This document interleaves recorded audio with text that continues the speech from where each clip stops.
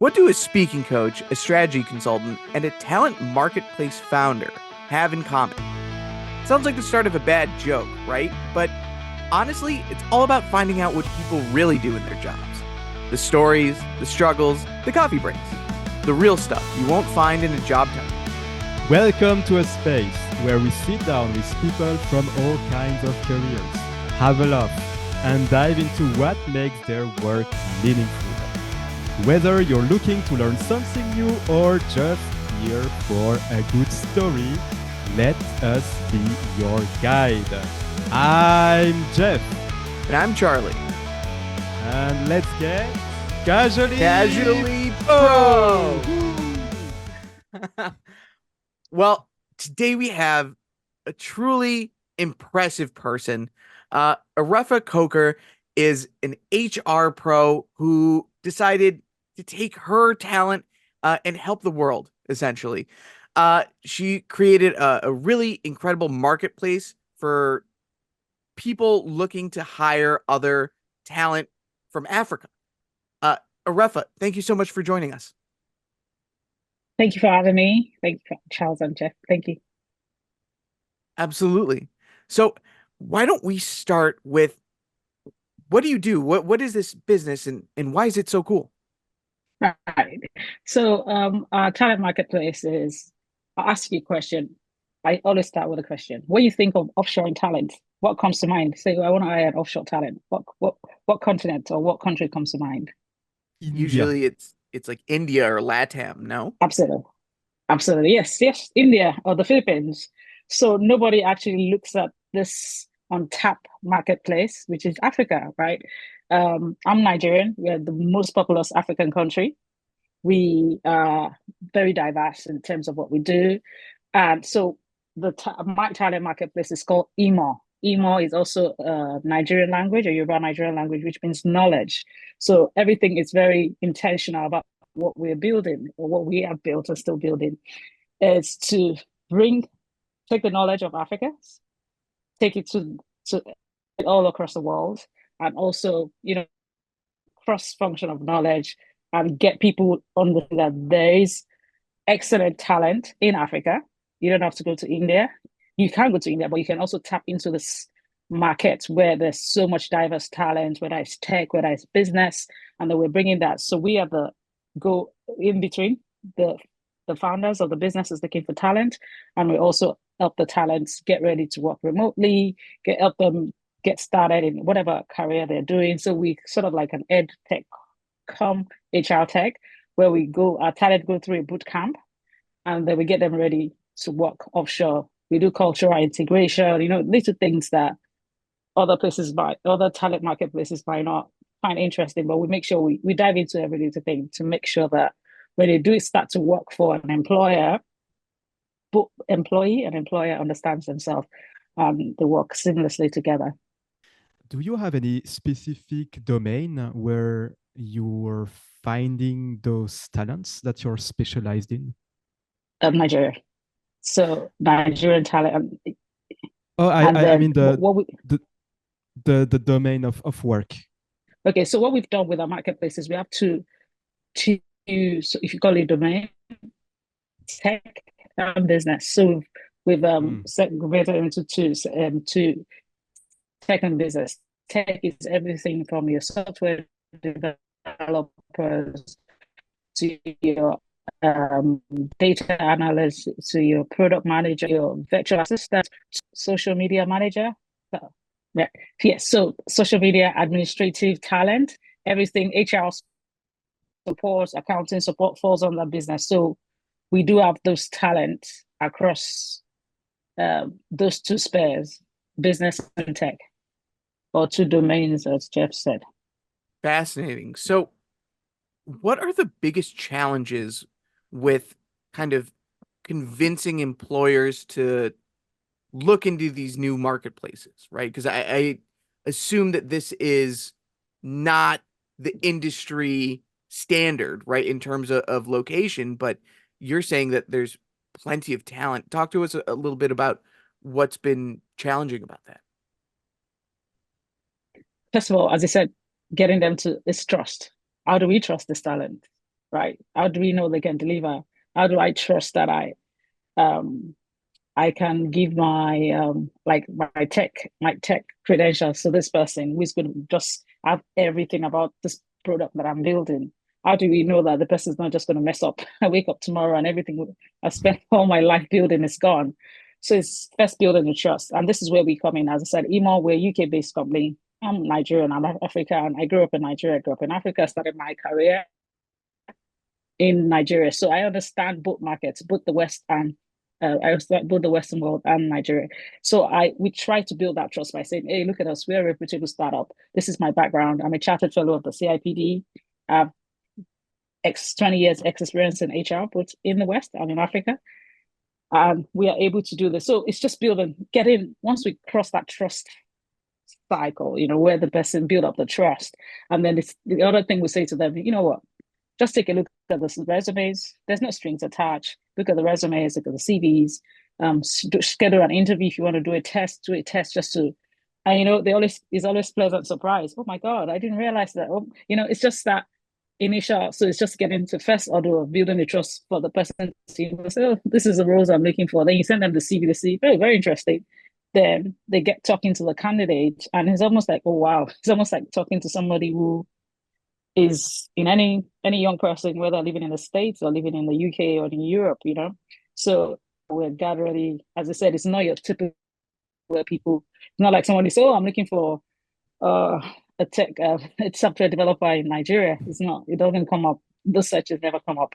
So it's us saying, this is available, this is the talent, look at the CVs. You can have as many interviews as you want to, but here it is. And if you want to do a test on them, do the test. And they always come out pleasantly surprised. I've heard funny things, some Americans don't know where Nigeria is on the map.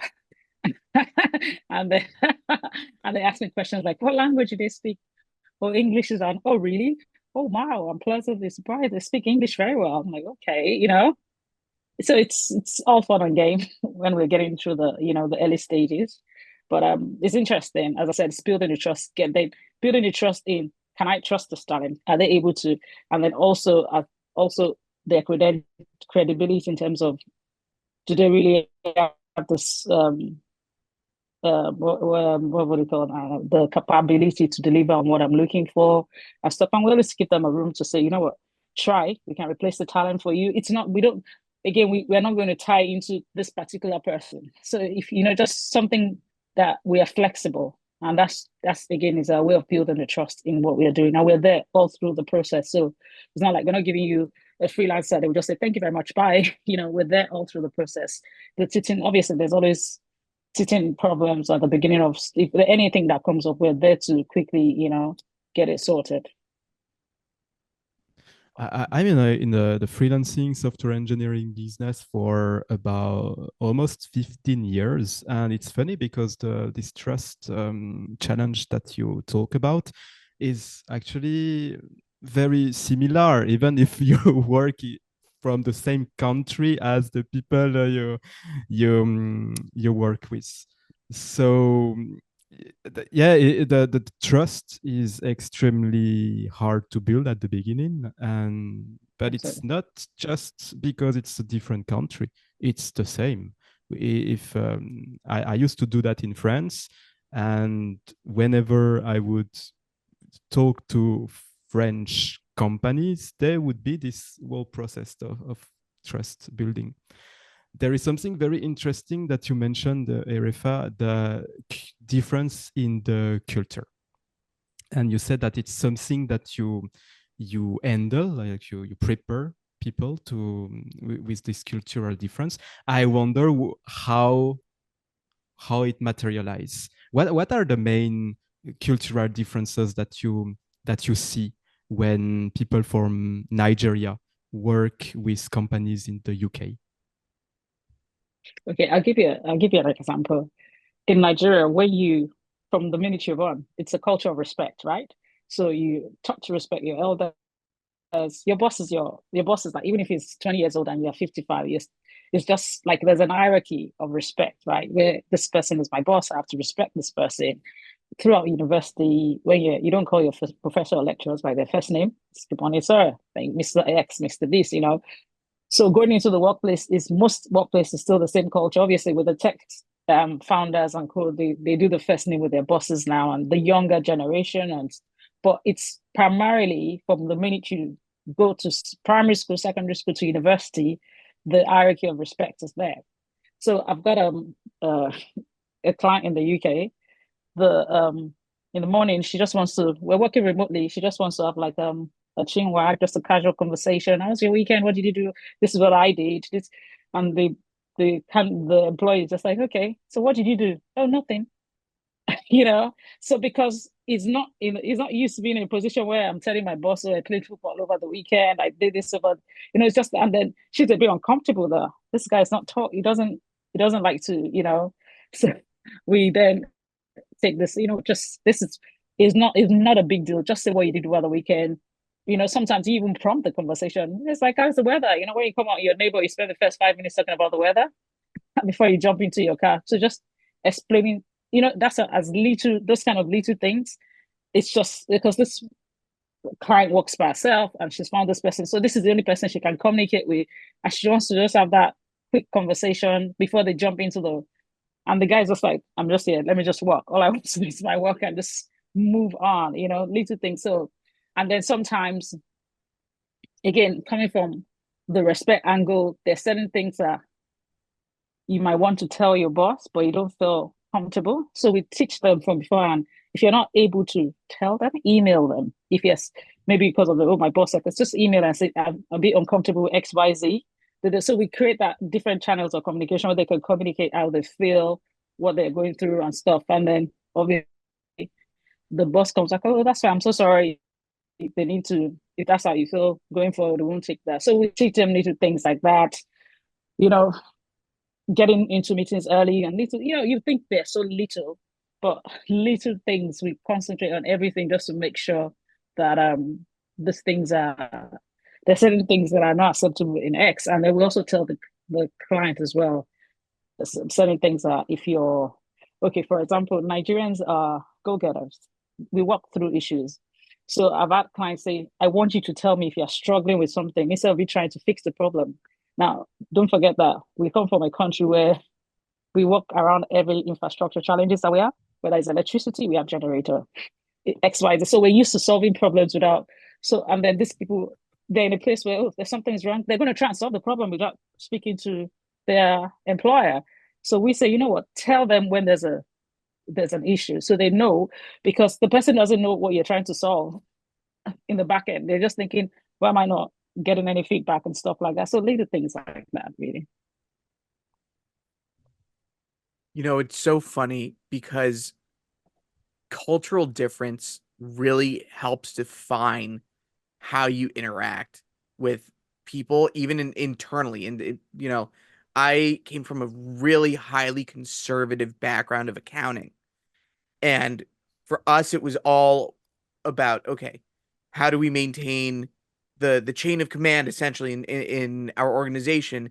I'm never going to go to my senior manager because my manager is the one who handles all of my problems or all of my issues, so on and so forth. And then when I became a consultant, everything got really loosey goosey, and it was kind of a weird thing to have a partner walk up to me and be like, "Hey, I have some extra tickets to go to a concert tonight. I can't use them. Do you want them?" Kind of, and I'm like, should I be talking to you? So it was a very strange kind of like shell shock, and I can imagine if you're, and that was just like in a comparison of like a 3 year, 4 year experience to a new one. If that's your entire life going through that, and then all of a sudden you have to be able to, Absolutely. yeah, talk to the CEO or talk to the boss and say, yeah, I had fun with my family and did XYZ. It must feel like Absolutely. a complete Absolutely. break in your cultural perception, right? But I'm super curious about stories, right? The story of how things came to be. And for me, we can very clearly tell you're from Nigeria and that you must have a love of your country as well. But there has to be a story of how you saw this market was able to fill in gaps. And could you tell us about that? Where did you first see that, yes, there are people in Nigeria that can create tremendous value for businesses in other countries? Okay, thank you. That's very interesting. Like I said, I started my career as a recruitment consultant, and I worked for just one employer, and I set up my own recruitment agency. And one of the things I noticed back then, that was back then, things have changed now, was that the average graduate wasn't prepared for the labor market. And it wasn't just to Nigeria, because even in the UK, where I did a bit of education, you just taught theoretical knowledge in the uni and stuff like that. And there was no, nowadays you have courses like entrepreneurship and stuff like that. It was just basic courses. This I'm talking almost 20 years ago. And I thought I'll start a graduate finishing school, which we started. And a graduate finishing school was getting graduates ready for the labor market. So we take them through everything. Then even back then, I know we had silly things as email etiquette. How do you email people? How do you, things like that, just taking them through. And so from there, I've always had that thing for early careers. So always just guiding them, training them. And that carried on all through our recruitment processes. We do outsourcing for companies, big organizations in Nigeria and stuff like that. Now, so I know the talent. That's all I've done most of my career. Now, during the pandemic, then obviously I realized that the world was smaller, right? And post-pandemic, everyone, people work before from the pandemic. Uh, my husband lives. He's always lived in the UK, and that's why he moved to the UK eventually. He's always worked with as a program project manager. He works with talent in India. They work remotely on different projects and stuff. So I know that obviously there's something called offshoring. I mean, HR, I understand what offshoring is, where people do, call centers and stuff like that. But that was, just basic call center and things like that. And I also know that we, even in Nigeria, have used a software engineer in Nigeria, in India to do stuff for us in our business in Nigeria. So I knew there was a market. And there's a company in Nigeria, there's a Nigerian company that was doing software engineers to the US, and stuff. But this way, US people come set up stuff like that. But I thought it didn't have to be just software engineer. It could be anyone, right? And that's why we put it into business and tech. I know the talent. I've worked with this talent most of my life. I know when they come out of university, I know how we can mold them, how we can shape them. I know that they're not different from any talent that comes out of any uni in the US, in the UK, in Germany, or in France. So I understand the talent like the back of my hand. So for us is how do we build a platform to get them out to the world and make them realize that it could just be um, um, I don't live in the US. It could just be a gathering from Leeds, from London, just anywhere really, just get them. And then one of the things that we then do was build our boot camp. And so we have from 0 to 2 years experience. We have more experienced talent. We have everything to ready to cater for anything that anybody wants, And so for me, it was post-pandemic. That was like, oh, we could do this, right? And it doesn't have to be software engineers. It could be talent. It could be any talent that we could offshore anywhere in the world. Whether you're looking for accounting support, we have the talent. In the Nigerian household, it's almost the norm for you to go to university, for the average Nigerian, because for us, don't forget that we're developing third world country, right? So the average, when a family is struggling, what you want to be able to do is give your children education to be able to take the family out of whatever position they're in, whatever their economic situation of the family. So at least if I didn't go to uni, if my children go to university, they'll get good jobs. They help their siblings, help their family. So we elevate our economic life. So average, there are thousands of Nigerian university students graduating, and we love education. So they just don't stop at their first degree. They will do a master's degree. They will do certification. I'm sure in the US you see a lot of Nigerian. I think we're the most educated immigrant in the US. I've seen some statistics on that about Nigerians, Africans, but particularly Nigerians. We love education. And it all boils down from education. We thought that education is the best way to get you out of whatever economic situation your family is. So I know that these are people that can do they're just like they're just on the other side of the divide. They are able to do anything. And the world is so small now. There's so many things that you can learn, jump on things, learn things and stuff like that. It's really funny because the more and more I think about the Nigerians that I know, one of them was the bar none best professor in terms of teaching me, in terms of developing my critical thinking through my financial education at my university. And the other one is a Harvard educated psychiatrist who is doing incredible work here in New York. And so I can't think of a single Nigerian that doesn't have at least a master's level education, if not more. So it might be anecdotal completely to me, but that is an impressive kind of thing to be known for. Do you find that like when you are working with students or maybe like less experienced workforce applicants for your marketplace, that there is like an active eagerness to work outside of Nigeria or outside of like their main focus inside of their country, or is it more just a means for kind of improving themselves to get knowledge and expertise, or could it be a mix of both? Right. I'll tell you a quick joke. A client asked me once, "What is a Nigerian dream?" And I said, "Oh," so I use a term we use in Nigeria, which is leave Nigeria. I said the average Nigerian person has been thought to um, get out of the country, right? If you go and do your masters in the US, if you're a doctor, leave the country and go and get a better life. Because obviously, with your education, you can get better income and stuff like that.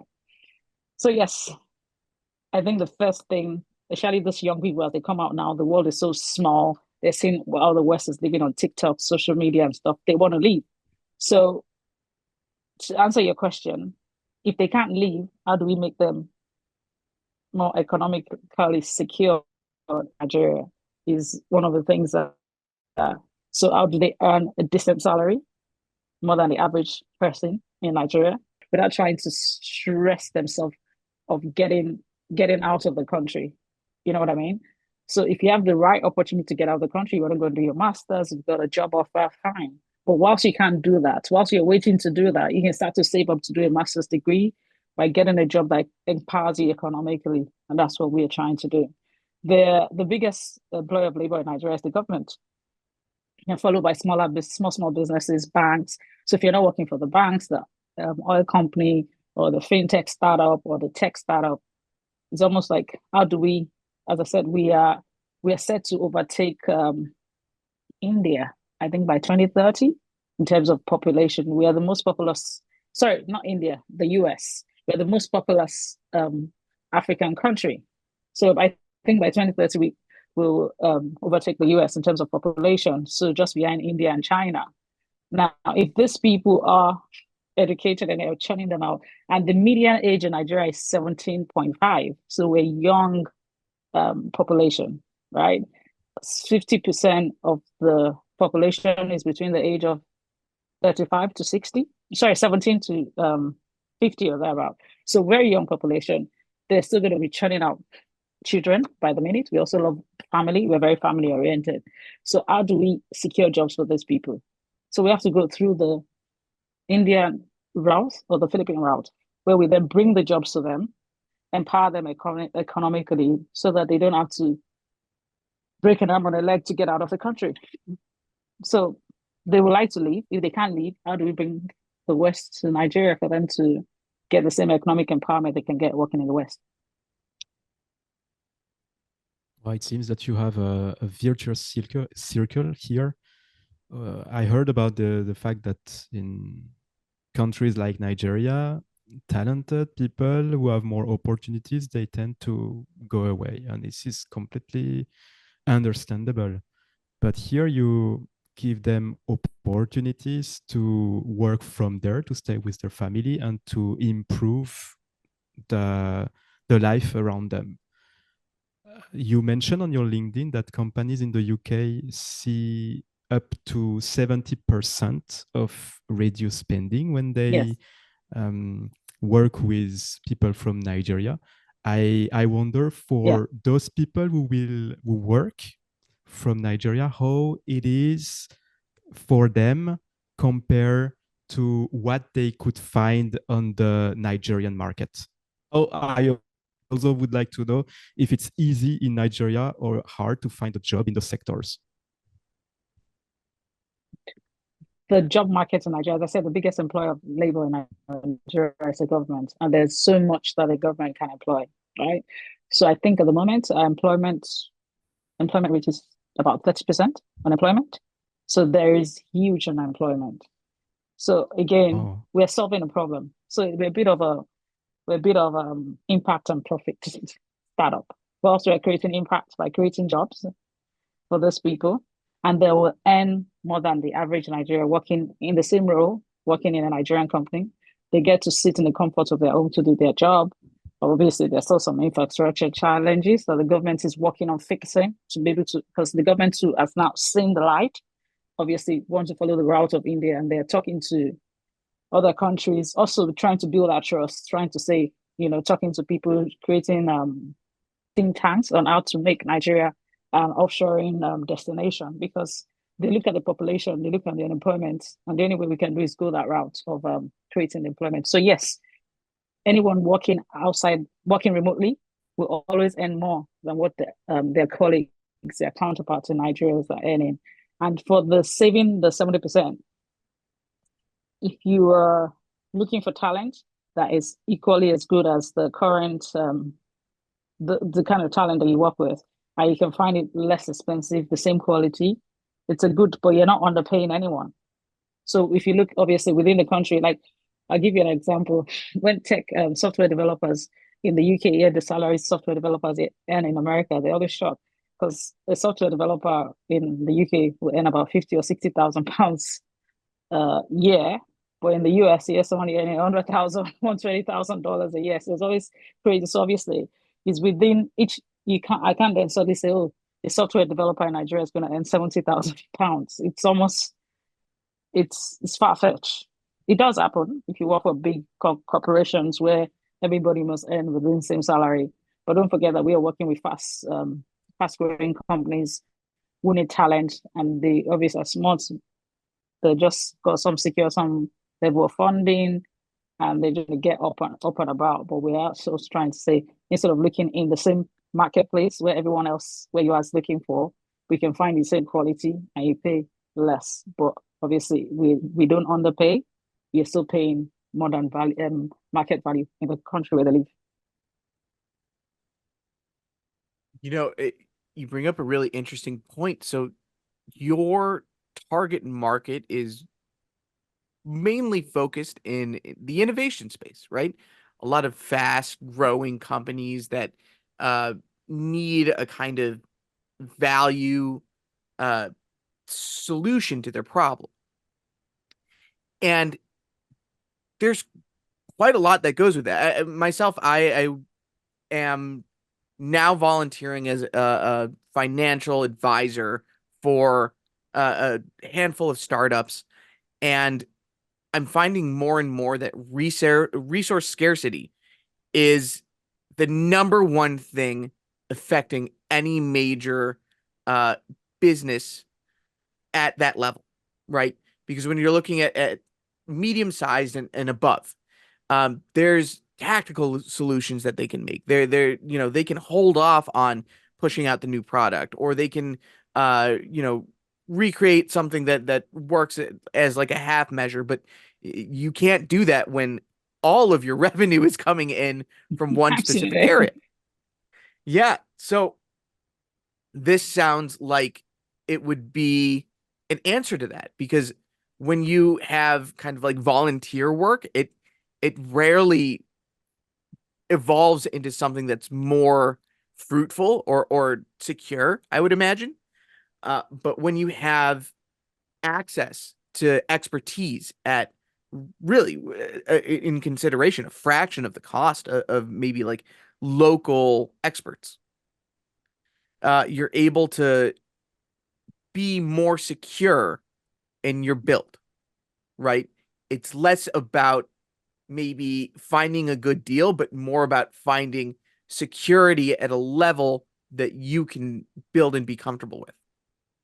So, I guess coming back a little bit, when you find these youth from, or I shouldn't say youth, these expert workers in Nigeria, right? Are you mainly sourcing from local universities? Is it more like vocational programs? Like how does that work finding these expert uh kind of candidates inside of Nigeria? Okay. So it takes me back. As I said, I've got a recruitment agency that's 20 years in April. So we have built a reputation.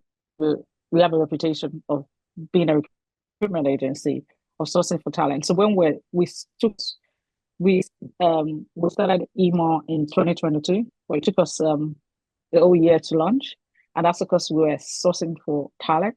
We're putting them together. We run different boot camps. So again, for the ones who go for the rigorous boot camps are the ones between 0 to 5 year work experience. Anybody with more than 5 years experience will just go through a vetting process, screening. They do a test. We want to make sure that if you say you can code, you can code. So we do all this tests, and so no surprises when we put it in front of a client.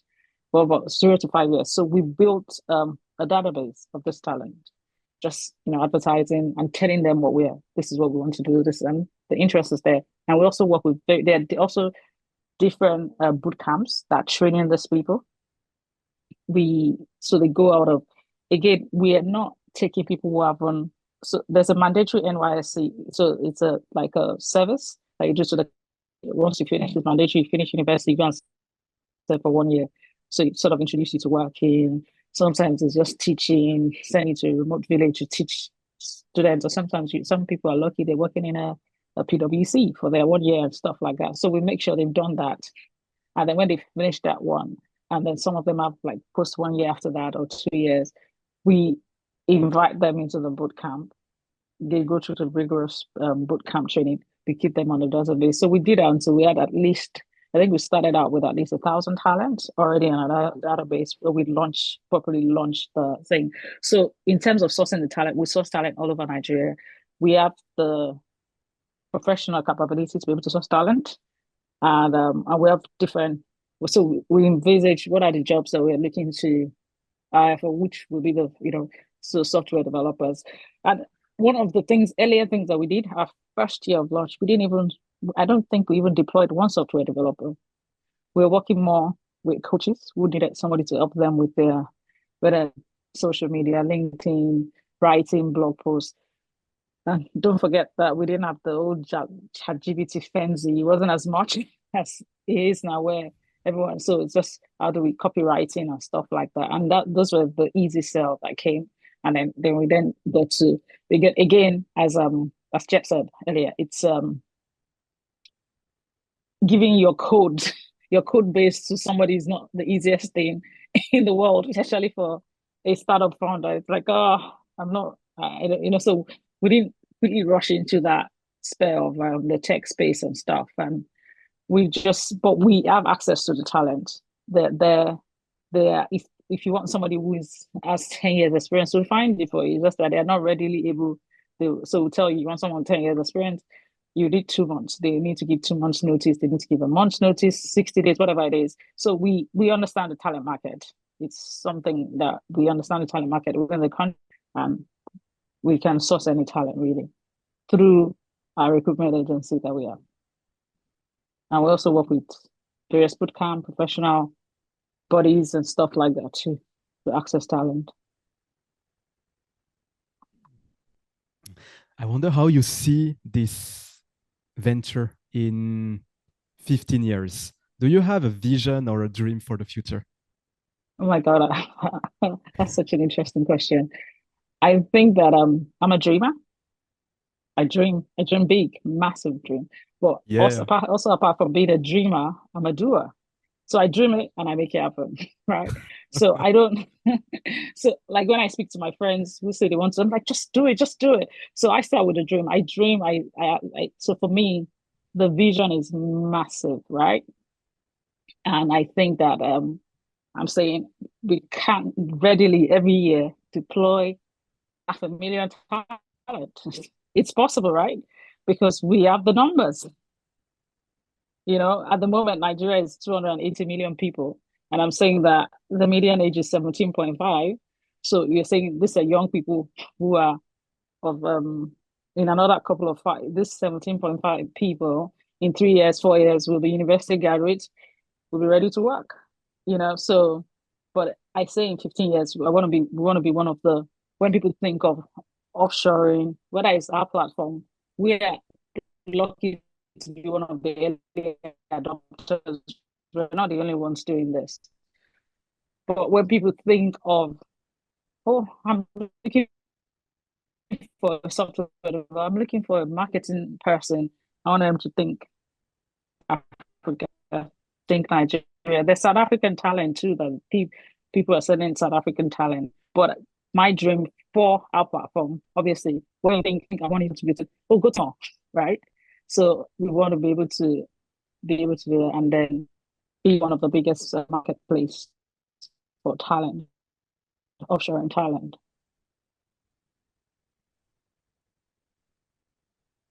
It's really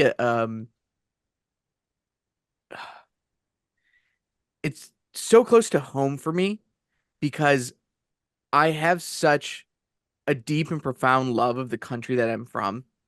I love talking about Mexico whenever I get a chance.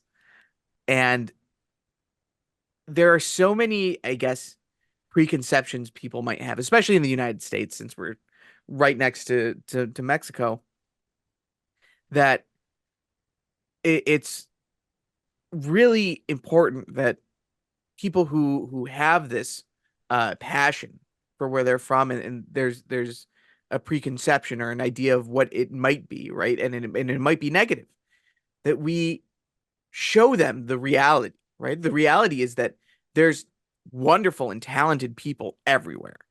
Um, I again, even just from my own anecdotal evidence, I can only be able to say that every Nigerian that I've met is highly educated and more than capable of doing the work that they're doing, right? And even teaching others. And and I think that is a quality that we have to embrace always, is that uh, there is opportunity for growth in a variety of different ways, but in a variety of different locations as well. Um, Arefa, I'm really curious because there is this, you know, ongoing question of how does offshoring affect the people in the countries that are, or in the companies and countries in which they're in, right? Do you get pushback from people when they hear that you are trying to bring jobs, or even if they're clerical or very basic, to Nigeria through remote work, through offshoring? And if so, how do you combat that? How do you combat that preconception of, well, we're not taking jobs, we are helping companies? Right. So, one of the things that in the last couple of years that's hit Nigeria is a lot of people left, right? And it's people left, and then because again, I'm in the HR space, recruitment space, you speak to leaders, and they're like, we can't find people. All the people, like senior managers, just moved to Canada. Another one just moved to the UK. People were just leaving for various reasons, for family ties and stuff. So when then I now say, oh, I'm offshore, like you want to take the little people that are left, you know, you want to take so I understand what I mean. So a bit of pushback. Okay, I'm still struggling with finding the replacement for my staff who's moved to Canada, who's immigrated to the UK, to the US. And then you're saying, oh, the ones who are left here, you're going to find them a better job with an offshore company. For us, it's not about creating, because there's, in as much as people say, oh, there are vacancies, there's still thousands, hundreds of thousands of people that are unemployed. And that's why we also focus on the 0 to 5 years work experience people who haven't worked at all, that we can find them jobs who there's chances of getting a job in the top five consulting firm, in the big banks or whatever. Can't find that job, we will create the jobs for them. So for us, as I said, it's job creation as opposed to taking jobs. But this pushback is there because, as I said, if 50 people have left an organization to immigrate to another country, and then they're open to replace that 50 people, and then you are saying, oh, I've got 50 roles open from different countries in the West. Obviously, people would rather work from home and work for a company in the US rather than get up in the morning and get into traffic and go and meet their boss who's going to shout on them and stuff, joke. But yeah. So that's it. So it's a catch. What they say? It's a give and take. You just have to wait.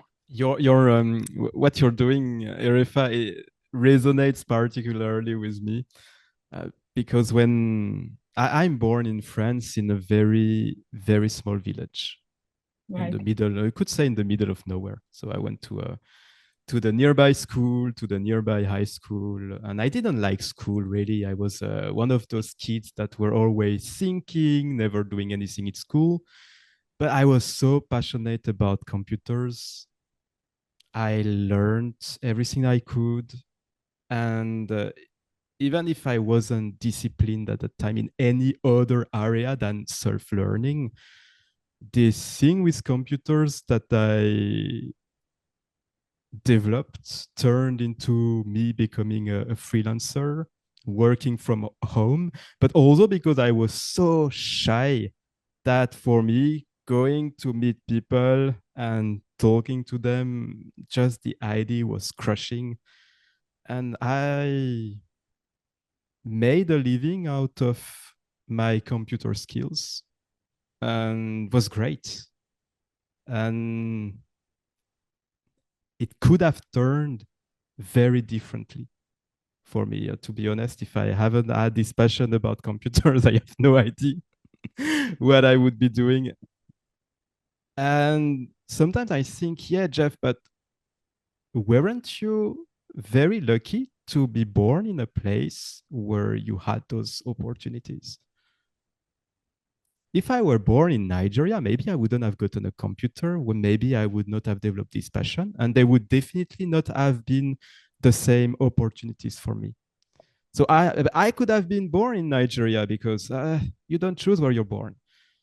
It seems that you're the type of people who would have made it possible for me to do something, even if I were born in Nigeria, in a place with less opportunities, with harder, maybe without the same advantages, and that's really cool because you're doing something that levels the playing field a little bit, and that gives more equality to people who are born with less opportunities. I would like to ask you, so it's not about the work anymore, but I would like to ask you if you have any little story or anecdotes that something you live maybe in your childhood, or I don't know, something that you feel sharing with us.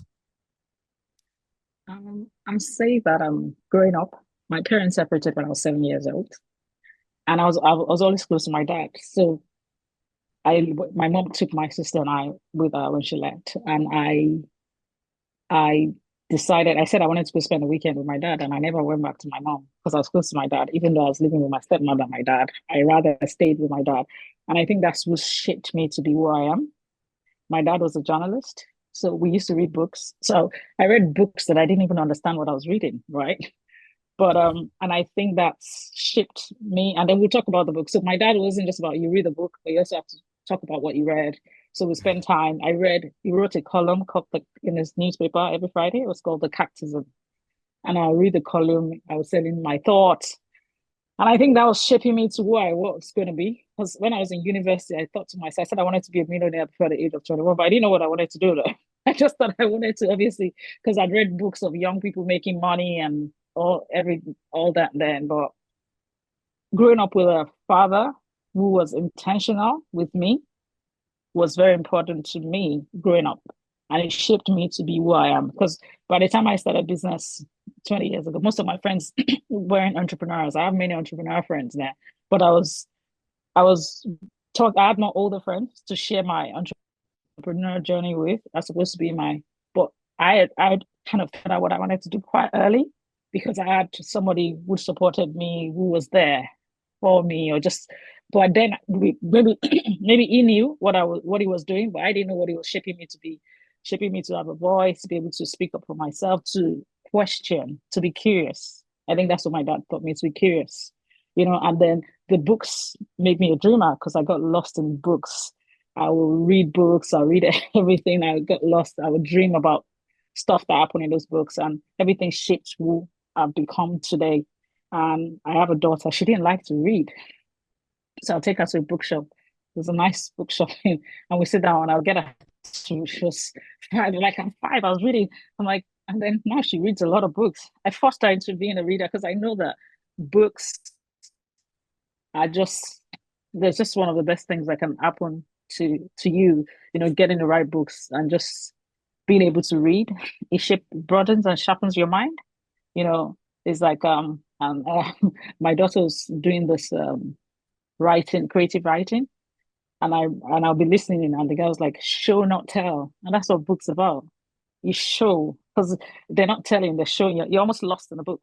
All right, so yes, that's the story. That's what shaped me. Maybe if I'd stayed with my mom, I would not have turned out to be who I am. But I'm grateful I took that decision to go stay with my dad, and I'm grateful for my dad. May he so rest in peace for how he's shaping my journey and things like that. So that's my story.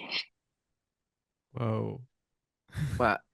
It's incredible the way intention can shape someone. And it's really funny because I never made this connection, but much like Jeff and much like you, Arefa, um, I much like Jeff, did not I was not always the best student.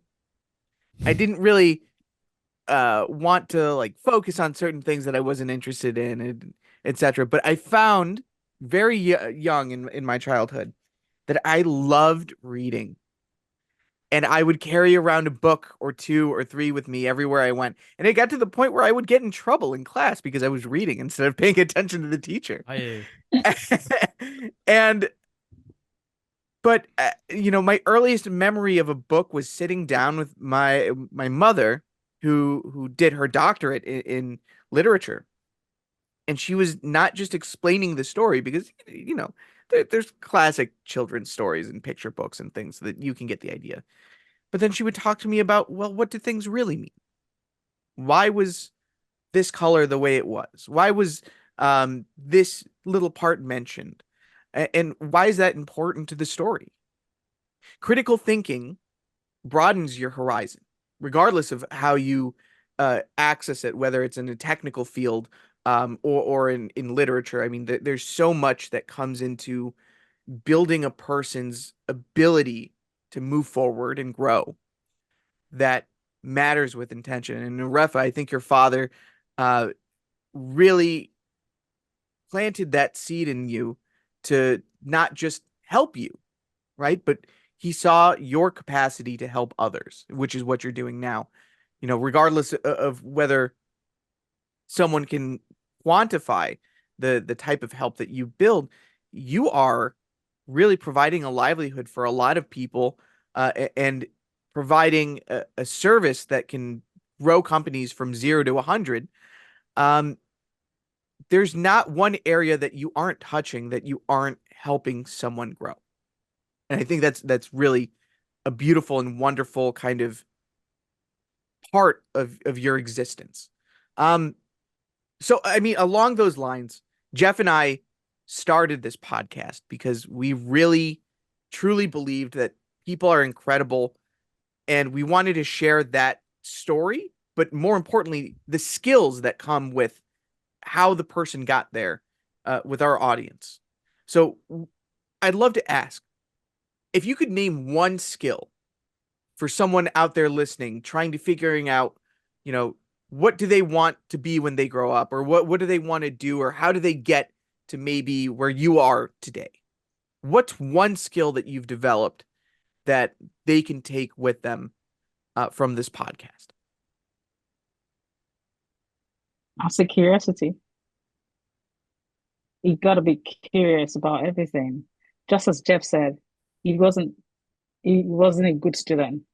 He was curious with his computer. He kept building, he kept tinkering about with that computer till he got. And I'm sure you do, if obviously by the time the web, you're doing Google searches, you're self-teaching yourself by doing, joining communities of um, coders, just chatting and doing stuff like that. If you're not curious, if you don't have a curious mind, you're just going to be there, right? You don't know where to search, how to reach out, build communities, find the right community for you. But people keep talking about finding, but how do you get to the right community? You're going to go to 50 communities before you find the right one. So it's that curiosity. And I also say, because someone asked me a question, what would you say to your younger self? I'll say, listen more. It's good to listen as well. So be curious and listen. I think those two skills will go a long way in life for most people. Well, I can only agree. For me, curiosity and listening are, I'd say, probably foundational for me. Approaching things with curiosity it's a change of dimension. Like it's the mindset is different, and suddenly you're willing to do it. I might go as far as to say that most of the all the things that gives me energy and that I do wingingly are curiosity driven. So yeah, and also listening, yeah, also very important. I like to think that if you don't learn anything by talking, or yeah, maybe you learn how to talk by talking, but if you really want to learn something that you didn't know before, you better listen. So wow, two very good skills. Now, Erefa, I'd like to ask you the question that we ask all of our guests. You're a dreamer, you told us, so you're gonna like this. You have 2 minutes to share a message with everyone on Earth. People who are on Earth today, but also people who will be listening to you and who are in the future generations. So everyone who's living today and who will live in your future will hear your message. What is it? Ah, I like the mic. Thank you. So it's for me, it's like a Nike phrase. Just do it, right? So there's this saying, do it afraid. There's imposter syndrome, that things that you're going to, no matter if you're speaking, you're a coach, right, Jeff? Even if you've been coaching there's always, you want to go on a stage, it's the same talk, you've given it to 50 people, something tells you, oh my God, are you sure you can do it? We always have imposter syndrome. We have fear, right? You just have to do it. Because if you don't do it, somebody told me that as the idea comes to you, it's maybe 5 million other people in the world have the same idea. So who's the best? Who's the fastest? Is the fastest person to bring the idea to birth? That that wins that idea creation. So for me, it's be a dreamer and then do it afraid. Do it with the fear, and then see what's the worst case that can happen. It doesn't work out, right? And but if you don't do it, you never know, right? So I have a dream I want to create something, but I don't want to leave my job. Okay, start doing it on the side. If obviously, because we all need security, start doing it on the side until you're able to then take that decision to leave your job. But do it anyway, instead of just saying, oh, I'll do it 10 years time. I'll do it in 15 years time. Keep pushing, because you're going to keep pushing it forward. Keep pushing until then it becomes a dream, something you never did. You live with a regret. Why do you want to live with life with regret? We should all live life as much as we can without any regrets. When we were in our 80s, 90s, we think back, oh, I remember that one time I tried to be a scientist. I didn't work out, but I tried. I did it afraid. to anyone listening. Wow, I love that. I'm gonna steal it, by the way. Uh, but what an incredible way to cap this off. Do it afraid, but do it. Oh, incredible. Arefa, thank you so much for joining us. This was really an inspiring conversation. I know between your ability to help those in Nigeria and connect them to startups and companies that really need their help, you're going to touch a lot of lives and really create a lot of positive impact. And hopefully our listeners get a little slice of that. If you're still listening, thank you so much for joining us. Make sure to like, subscribe, give us 5 stars, send it to a friend. And if you're worried about what your friend is going to think, just do it afraid. Thank you. Oh, Love cheating. It's a little bit cheating, I would say. To use it in this way, it feels like cheating. But yeah, I agree. Well, thank you everyone for joining, and we'll catch you next time on Casually Pro. Bye-bye. Bye-bye. Bye.